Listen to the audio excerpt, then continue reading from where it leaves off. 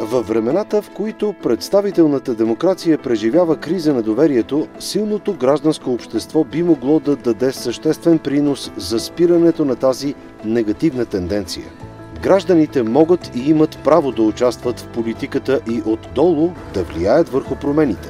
Икономическият и социален съвет на Република България представлява именно това – гласът на организираното гражданско общество.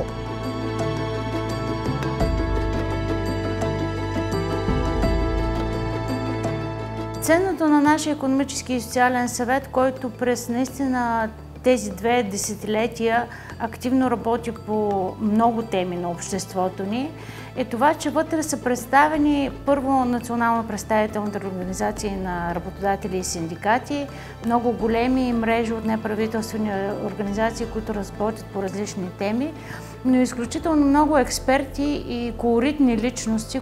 Съгласието между тях е много трудно, но законът ни е дал няколко стъпки за това и това ни прави различни от всички останали консултативни органи, защото ние сме единствените, които дават готовата рецепта на управляващите и на законодателите какво е единното мнение на синдикати, на бизнес и на граждани в страната ни.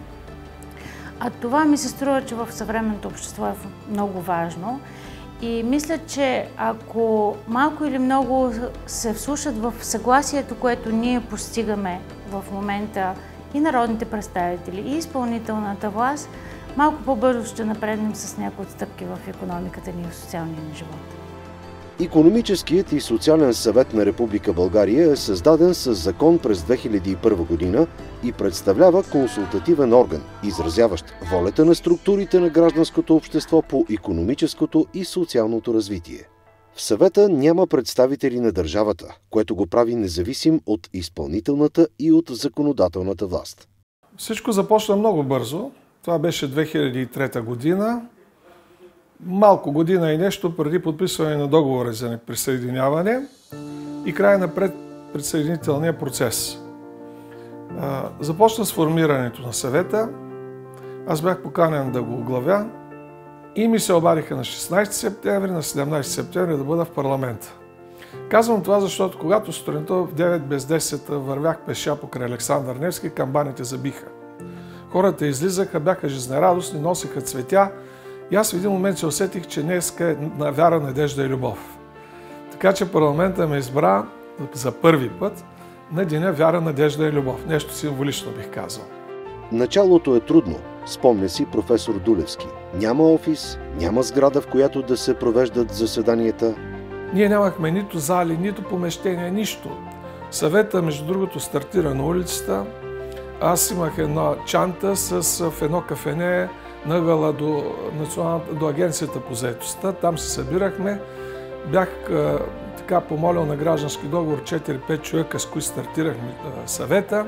Икономическият и социален съвет е структуриран по модела на Европейския икономически и социален комитет. Пленарната сесия се състои от председател и 36 членове, които са разпределени по представителство в 3 групи по 12 души. Първа група е съставена от национално представените работодателски организации, втората от синдикалните организации и третата от гражданския сектор. Преди 20 години, през месец декември 2003 година, се проведе първата пленарна сесия на Икономически и социален съвет, с която всъщност се учреди този нов за страната ни орган. Орган на гражданското общество, което претендира да води равностоен диалог с публичната власт, да бъде превантивен и последващ коректив на държавните решения, да защитава обществените интереси, свързани с социалната сфера и с икономиката. Член съм на нашия съвет от деня на неговото създаване и до сега. Имало е сесии с разменени непримирими позиции, с шумни спорове. Не е имало обаче нито един случай, в който Икономическия съвет да не е приел свое становище поради липса на съгласие или поради липса на ненамиране на добрата компромисна форма. За разлика от Тристранния съвет, където се водят преговори, и там правителството участва заедно с нас и работодателите, тук всъщност водеща е експертизата.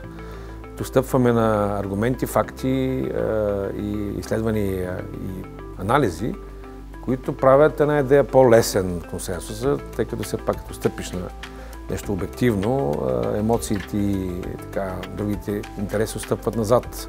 Не винаги всъщност, но би трябвало. Така че затова през тези 20 години сме успяли да генерираме десетки, не знам колко всъщност становища, резолюции и документи, които са с изключителна ценност, тъй като отразяват консенсуса между вечно спорещите страни, иначе и като добавим и гражданското мнение на неправителствения сектор, това наистина дава изключително ценна позиция, която управляващите не винаги ползват, за голямо съжаление, но напоследък, като че ли през последните години успяхме да ги дисциплинираме в някаква степен, да слушат повече и да питат повече нашия съвет за важните теми.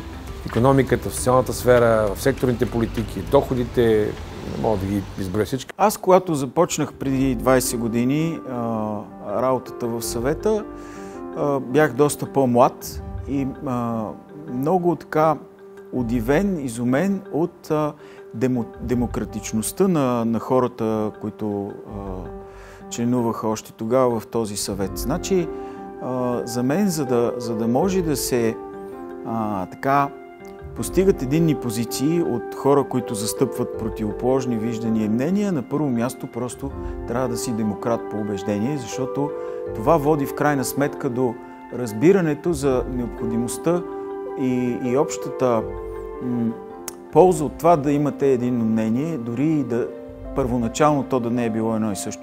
Така че ако трябва с една дума да кажа, обстоятелството, че в съвета хората са демократи по дух, създава предпоставките винаги да достигат до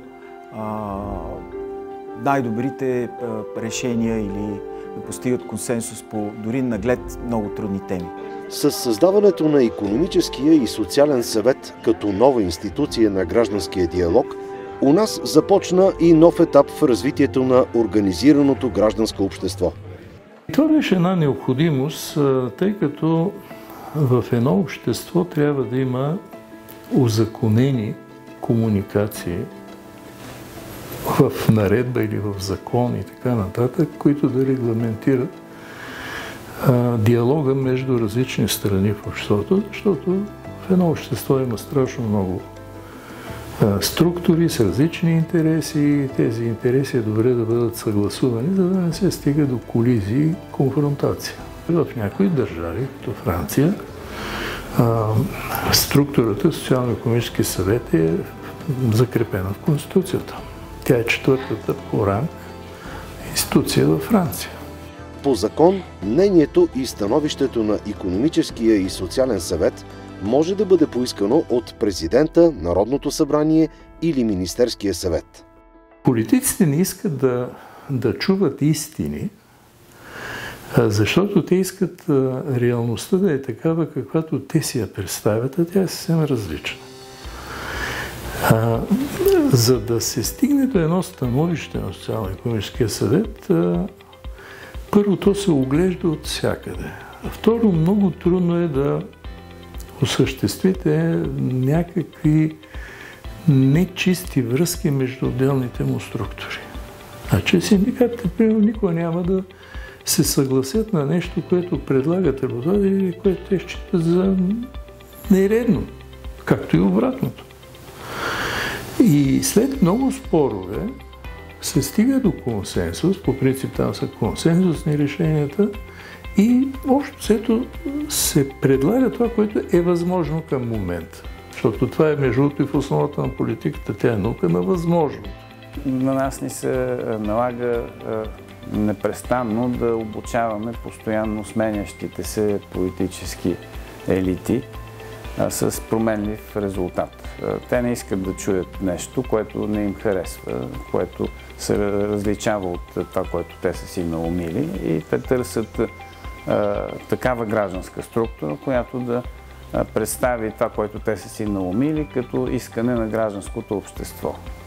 Мисията на Икономическия и социален съвет е да бъде не само партньор в управлението на държавата, но и мощен двигател на организираното гражданско общество, насочен към напредък и справедливост.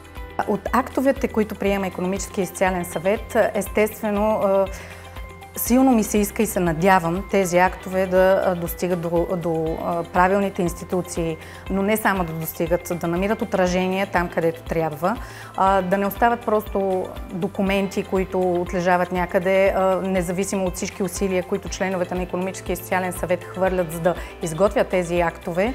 И вярвайте, много труд се крие зад приемането на всеки един акт, защото той е плод на компромисите, на балансираните решения. За да бъде ефективен един документ на Икономическия и социален съвет, зад него трябва да застане наистина многообразието на гражданското общество. Излизайки с един такъв документ, Икономическия и социален съвет е гарант, че този документ е обществено приемлив. Икономическият и социален съвет стана факт у нас благодарение на постигнатия консенсус за мястото, ролята и значението на такъв тип институция като самостоятелен, независим граждански парламент. В България сякаш думата компромис има доста така негативна конотация и това, разбира се, има доста причини за това в годините и главно от така едни не особено приемливи компромиси, които преди всичко политическите партии са правили, да имаме едно такова негативно усещане, когато се каже думата компромис. Но думата компромис, например, е най-често използваната дума в Европейския парламент и тя има силно положителна конотация, защото с един такъв компромис се постигат най-добре сближаване на различни гледни точки. И тук не е въпросът винаги да правим някакви лоши компромиси, а по-скоро е изкуството да стигнем до съгласие между различни гледни точки.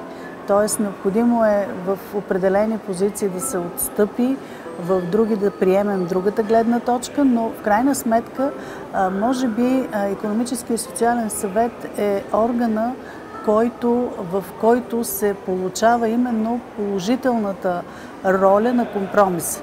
За тези 20 години ИСС е приел стотици становища, анализи и резолюции, свързани с значими за обществото теми като доходи, икономическо развитие на страната, конкурентоспособност, здравеопазване, пенсии, условия на труд, образование, енергетика, данъчни закони, дигитална трансформация и зелен преход.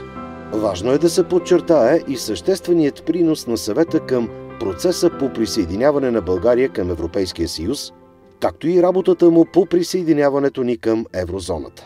Икономическия и социален съвет е издал стотици становища, анализи, те са разпространени, но юбилея от тези 2 десетилетия ние считаме, че е добре да бъде отразен с една по-политическа декларация, която ще даде оценка на това колко е важно в съвременното общество, когато се творят закони, когато се изпълняват определени мерки от изпълнителната власт, да се вслушаме в гласа на хората на България.